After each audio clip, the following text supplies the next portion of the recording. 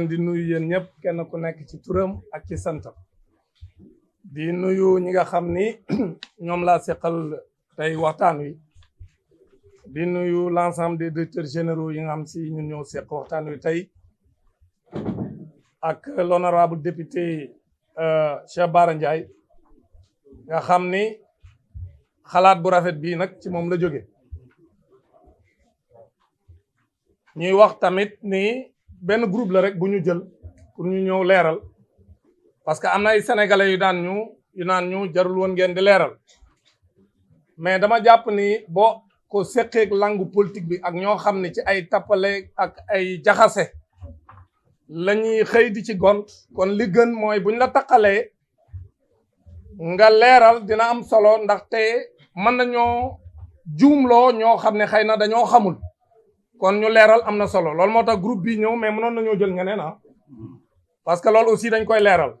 c'est de façon arbitraire qu'on a choisi les gens qui devaient s'exprimer aujourd'hui dans cette conférence de presse donc du dañu toog rek jàpp ni ñun ñoo war a wax au nom de la majorité mais dañu jàpp ni rek c'est des voix quand même qui sont autorisées pour leeral ku ci nekk ci sa xam-xam fi mu toll ak ñoom la ñu def parce que gis nañ leen démb lu ñu def dañoo def benn cartel de politiciens dugal ci benn màggatum avocat bu jóge France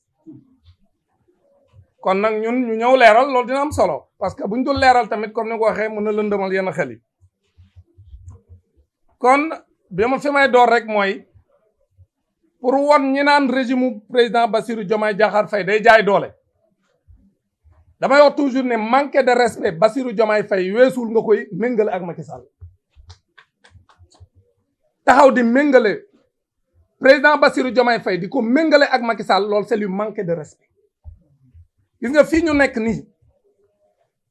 biñ fiy dugg si j'ai eu des sueurs froides parce que lan la ma fàttali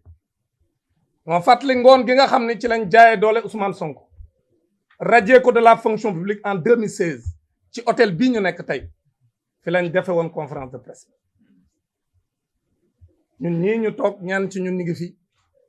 ak le DG de SOGEPA aujourd'hui Pouy ak ñeneen ñu toog di fésal li nga xam ne moo doon sunu naqar ci jaay doole bi Macky Sall doon jaay doole Ousmane Sonko ndaxte lan la ko wax ko ab rapport ba war a génn de mais ay quelques informations yu nekk ci ay rapport nga génn loolu lañ jël teg ko ci table ci ni ko yow fonctionnaire nga waroo génne benn information moom si ci biir administration bi la nekk loolu lañ ko taxa ñu dàq ko ci fonction publique moom Ousmane Sonko jaay ko doole en tant qu'inspecteur des impôts loolu ci kanamu sénégalais yépp ñu fekke kon tey buñ taxawee ñoom ñu ni rapport yi nga xam si moom la ñuy xaar dañ ko war a génne muy ay rapport yoo xam ñoom ba ñuy jiite réew mi dañ ne woon waxuma la nga génne rapport bi ne mais benn information bu ca nekk rek nga génne ko jar nañu dàq la ci jaay la doole ci sa liggéey kon où est la cohérence dans ce qu'ils sont en train de faire tey ñu ni nguur gi dafa war a génne ay rapport ba ñuy lim ni ñetti rapport man leen xanaa buy lim ñetti rapport sax la décence voudrait que mu dindi ci rapport Cour des comptes bi nga xam sénégalais yëpp am nañ ko seen téléphone xanaa la décence voudrait mais xam nga Olivier Sour moom comme ni nga ko waxee Olivier Sour moom dañ koo jëli tubaab rek ab tubaab bu perte la bu ñu jëli France ne ko kaay défendre ñu moom yoonam nekku ci xamul sax yan rapport a génn gi génn moom Olivier Sour xamul sax yan rapport la sénégalais yi yore ak yéen yorul parce que sénégalais yi daan ko xeet bu taxawee ni leen ñetti rapport lay laaj nee na day laaj rapport IGF day laaj rapport cabinet Mazars ak rapport Cour des comptes mais au moins mun na nangu ni rapport Cour des comptes Sénégal yëpp nga ko yore ñoom ba mu génnee ñoom waa APR lan lañ wax dañ ne rapport bi Cour des comptes defu ko ci site bi ndaxte kenn signé wu ko man leen may yéen wax caaxaan ngeen di wax boo xoolee site Cour des comptes rapport yi fa ne yëpp amul c'est des rapports postés en ligne de façon électronique donc duñ ci def ay signature tey lan la seen avocat bi di wax moom Olivier Sour nee nañ ko benn chambre ñoo ko signé léegi jóge na ca la waa APR waxoon ne benn chambre ñoo ko signé mais kon comme chambre signé na ko mooy rapport bi am na beneen bi mooy comme ni ko nit ñi leerale sànq te Bara Ndiaye leeral ko mooy IGF ñoom ay fonctionnaire u état lañ mais fonctionnaire état bu defee liggéeyam ba pare mënu koo publier dañ ko koy tere ñun ñii sama gars yi xam nañ li may wax ñun dañoo am ay conseil d'administration ce contrôleur ou ce auditeur interne yow DG Port wala DG 3PT est-ce que ce auditeur interne am na droit auditer au niveau interne sa gestion ba nag dem génn publier ko dans les réseaux su ko defee du fa fanaan dañ koy dàq dañ koy tere donc IGF ay fonctionnaires yi def seen rapport la dañ koy jébbal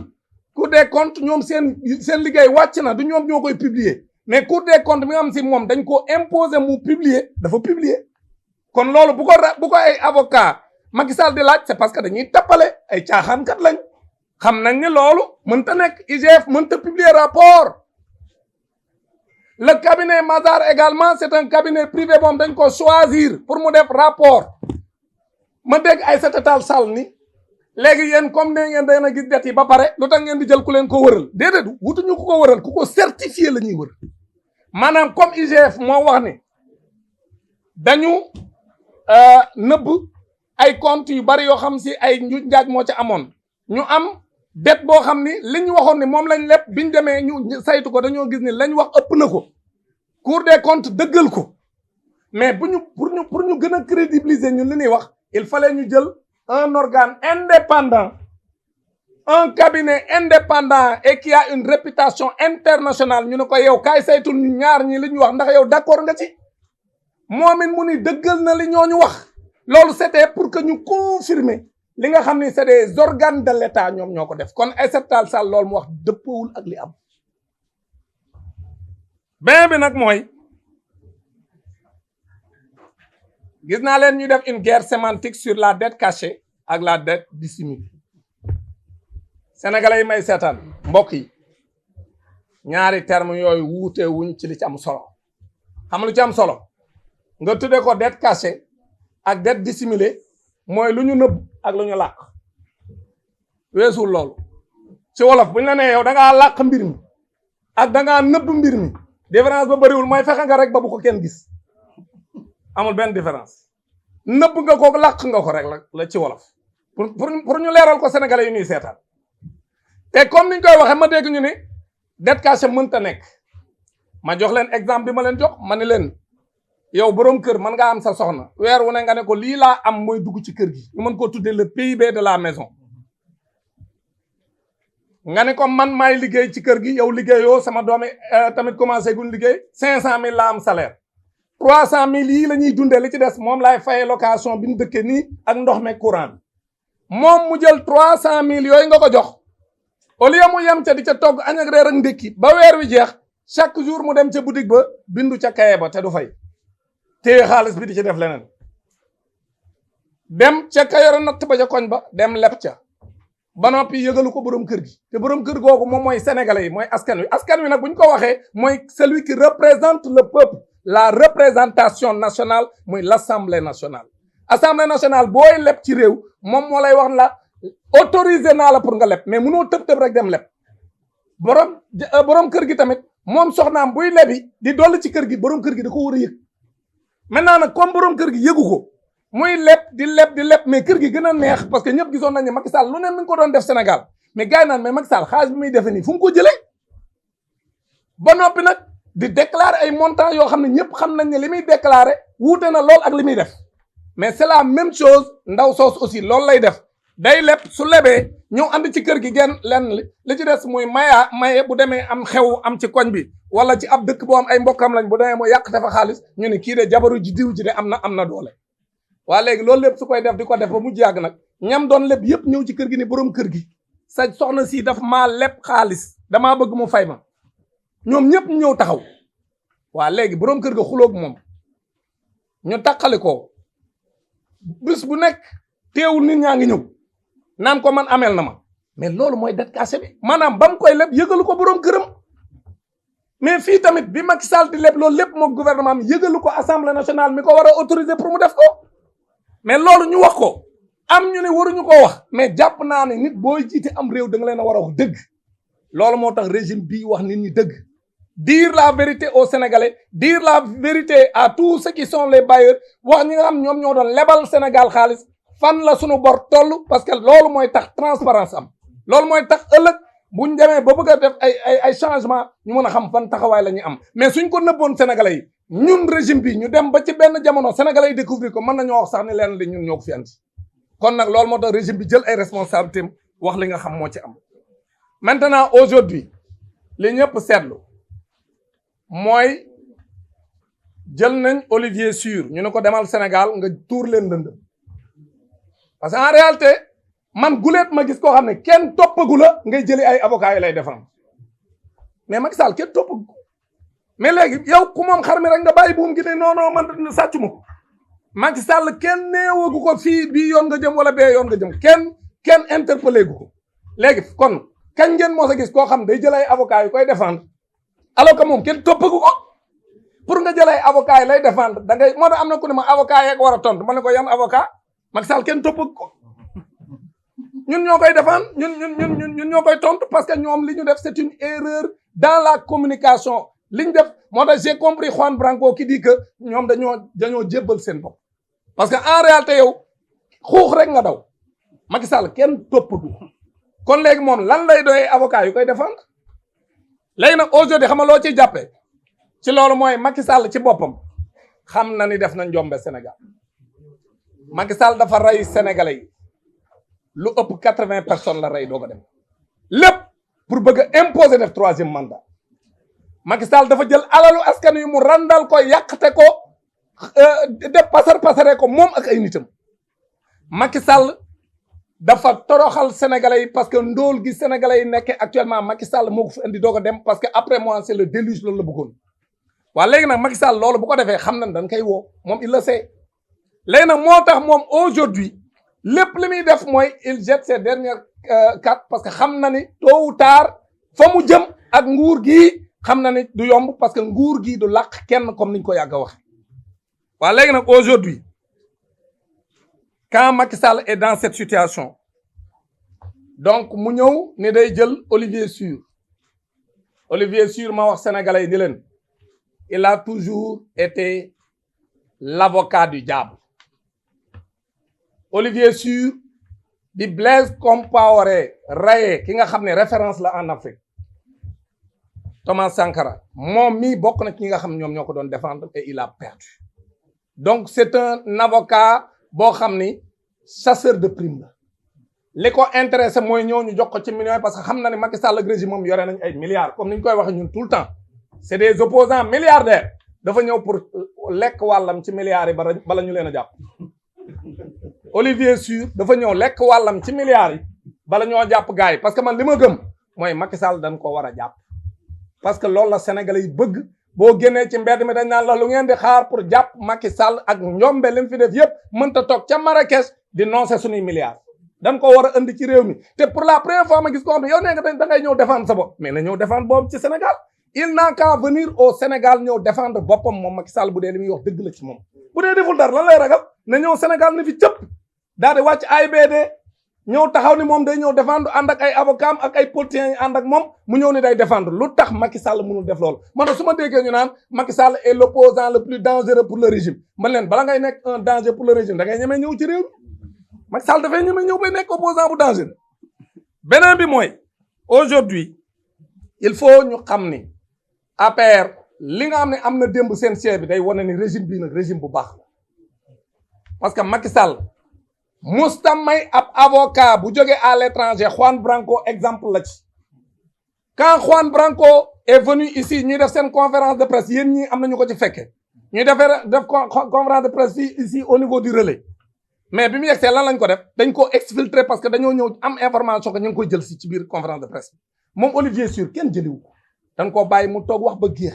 wax ay waxi caaxaanam dem yoonam bi mu paree ñu dem ci ay télé ñu koy invité muy wër ci télé yi di wax te kenn jàpp ko alors que Juan Branco bi mu paree ci conférence de presse bi relais dañ koo jël le maire des Parcelles Assainies ak le maire Pape Sow bu Sangalkam ñoom ñoo dem di ko làq di ko wër ba dugal ko ci gaal yóbbu ko Mauritanie pour mu jaaree fa daw kon nag foofu day wane ne booba dictature moo am Sénégal un avocat Sénégal ak France am loo xam convention la seen biir ba avocat bu nekk France am na droit plaider fii avocat bu nekk fii Sénégal am nga droit plaider France léegi moom Juan Branco am droit ñëw Sénégal plaider pour Ousmane Sonko ñu ñëw xañ ko yamuñu ca ñu dem di ko dàqi ba Mauritanie dem kar ko andi ko tëj ko fii Rebeuss ba noppi nag toroxal ko fii ci Rebeuss mais est-ce que ñun def nañ loolu Olivier Sur dañ ko bàyyi mu wax lu ko neex wax ba géex dem yoonam loolu rek wan na différence entre le régime du président Bassirou Diomaye Diakhar Faye et le régime du président Macky Sall bokkuñu ku leen di tëkkale da nga am kon Olivier Sur ce qu'on doit lui dire c'est qu'il comprenne que le Sénégal n'est pas une république bananière que nous ne sommes pas une république de complexés. Il y a un changement de paradigme au Sénégal et que le Sénégal aujourd'hui est dirigé par des hommes et des femmes qui sont fiers d'être sénégalais, qui n'ont aucun complexe envers l'Occident, qui n'ont aucun complexe envers la France. C'est ça que Olivier Sur doit comprendre. Qu'aujourd'hui, si on l'a pris pour être un sorcier blanc, pour venir nous rappeler que nous étions donc des colonisés, que cette époque est révolue et qu'il y a un changement de paradigme et qu'à la tête du pays, nous n'avons pas des laquais, mais que nous avons des gens qui comprennent les enjeux du monde et qui veulent un respect pour le pays et qui sont fiers d'être sénégalais et qui veulent construire un État moderne, un État souverain, un État prospère et un État juste. C'est ça que nous sommes en train de construire dans ce pays. C'est ça qu'Olivier Sur doit comprendre. Que s'il pense qu'il peut manipuler les Sénégalais et s'il pense que ce complexe qui a toujours existé entre le colon et le colonisé, que ce complexe-là continue à exister au Sénégal, c'est parce qu'il ne comprend pas. Il faut lui dire que le pays a changé. Et les arguments qui sont avancés par Olivier Sur, parlant de rapports cachés, en disant que tous les rapports n'ont pas été divulgués, c'est parce que Olivier Sur ne dit pas la vérité. Ces arguments sont tirés par les cheveux. Encore une fois, il n'y a aucun rapport caché. Ce qu'il y a aussi, c'est qu'on a respecté tout ce qu'on a comme réglementation dans ce pays depuis 2012. Quand il y a un changement de régime, il faut auditer les comptes. Et on a audité les comptes. L'inspection générale des finances a produit son rapport. Ensuite, la Cour des comptes, ça a été certifié par un cabinet privé, le cabinet Mazars. Aujourd'hui, le FMI, qui est l'organe qui peut, en dernier ressort, infirmer ou confirmer, vient de confirmer qu'il y a eu de la dette cachée au Sénégal. C'est ça qui est important et le débat est clos. Parce que si vous vous rappelez bien, les gens de la paire, quand on a commencé à parler de dette cachée, avec un niveau d'endettement assez élevé, où on parlait de 119% du PIB, ils avaient dit qu'ils attendaient le rapport du FMI. Mais aujourd'hui que le FMI a tranché le débat, au lieu d'accepter quand même, parce que le FMI, vous pensez que le FMI va trancher le débat alors qu'il n'y a pas de rapport? Au contraire, c'est sur la base de ces différents rapports et qu'ils ont éprouvé, qu'ils ont décidé quand même d'avoir une opinion claire. Et l'opinion du FMI, c'est qu'effectivement, il y a eu de la dette cachée au Sénégal. Donc, encore une fois, nous les Sénégalais, nous devons être fiers. Nous devons être fiers d'avoir un régime qui dit la vérité aux Sénégalais. Nous devons être fiers d'avoir un régime qui est aux côtés des populations et qui est là pour servir quand même de transition pour montrer que ce qui s'était passé ces 12 dernières années-là sous Macky Sall, ça ne va plus se passer dans notre pays. Et c'est ça qui doit nous rendre fiers. Kon ñun ñëpp dañu war a sant yàlla parce que su régime mu Macky Sall continué woon ci réew mi dinañ toog fii ñu ngalaat ñu ñun Sénégalais yëpp. Kon nag ñun dañoo war a sant yàlla bi ay ab génération taxawee xeex pour jëlee fii Macky Sall parce que Macky Sall su continué woon nekk musiba dinañu dal. Kon nag li nga xam ne moo am mooy ñoom ils sont dans la manipulation ñenn ci ñoom dañoo tiit parce que Macky Sall ak ñim àndal xam nañ ni parce que ña toogoon ca table ba wër Olivier Sur yëpp xam nañ ni buñ defee la ñu war a def ñoom ñëpp ci kaso bi leen jëm. Macky Sall ci kaso bi ñu nekkoon ci wër table ba tamit ñoom ñëpp ñu bari ci ñoom ci kaso bi. Léegi nag man li ma gëm mooy l'APR dañ ko war a dissoudre. APR dañ ko war a dissoudre. APR dañ ko war a dissoudre parce que lu tax mooy pick-up yi doon rey Sénégalais yi. Siège APR lañ doon jógee di dem ci mbedd yi di tiire ci kaw Sénégal te loolu ñun ñëpp teg ngeen seen bët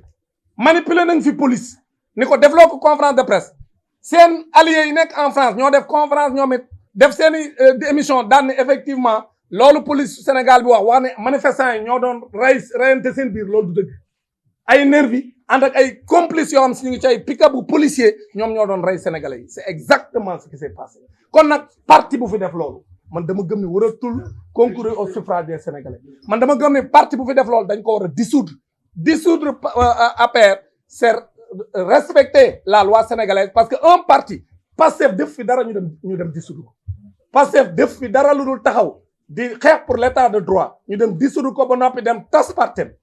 dañoo ba noppi dem tëj siège am dañoo dissoudre Pastef ba noppi tëj siège am wax léegi APR nag c'est la même chose aujourd'hui lañ ko def aujourd'hui ñun dañu am ay raison parce que boobu ñoom bi ñu koy def dañu doon jaay doole mais ñun buñ ko dee def duñu jaay doole man dama gëm ne APR dañoo war a tas parti bi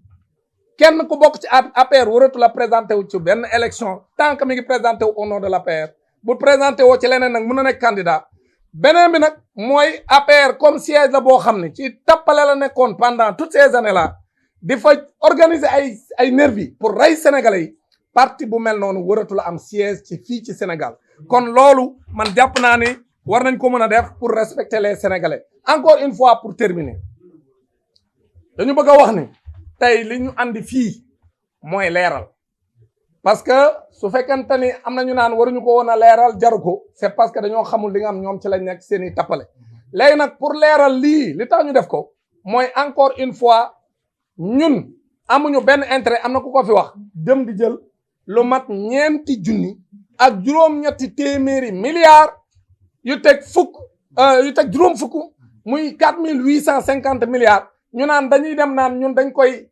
moomale Sénégal det boobu pour di ko fay pour wut lu neex lu naqari Macky Sall wala di seet loo xam day renforcer le régime a le soutien du peuple kon régime bi ci dëgg lay dox maintenant nag wax dëgg gi pour sénégalais yi xam li xew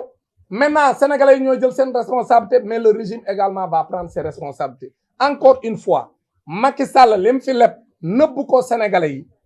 kooku à travers l'Assemblée nationale parce que bu ñu nee nëbb ko sénégalais yi mooy nëbb ko kii représenter le peuple sénégalais mooy l'Assemblée nationale kon nag léegi comme Macky Sall loolu la fi def muy 4850 milliards yoo xam ne Sénégal moo koy fay te comme ni ko Babou waxee